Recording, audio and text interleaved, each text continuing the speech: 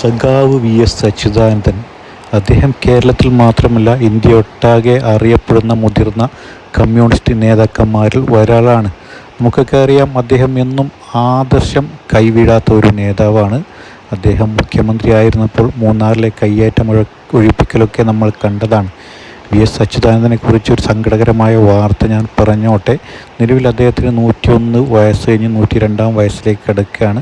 അദ്ദേഹത്തിന് സജീവമായി രാഷ്ട്രീയ പ്രവർത്തനത്തിൽ ഇടപെടാൻ സാധിക്കുന്നില്ല. അദ്ദേഹം റെസ്റ്റ് എടുക്കുകയാണ്, വിശ്രമ ജീവിതം നയിക്കുകയാണ്. അതുകൊണ്ട് അദ്ദേഹത്തെ സ്നേഹിക്കുന്ന പാർട്ടി പ്രവർത്തകർക്കിടയിൽ വലിയൊരു സങ്കടകരമായ വാർത്തയാണ്. നിലവിലെ രാഷ്ട്രീയ സാഹചര്യം കാണുമ്പോൾ വി.എസിനെ പോലെയുള്ള ആദർശ നേതാക്കന്മാരെയാണ് നമുക്ക് ഓർമ്മ വരുന്നത്. വി.എസിനെ പോലെയുള്ള നേതാക്കന്മാർ ഇനിയുണ്ടാകുമോ എന്നോ സംശയം.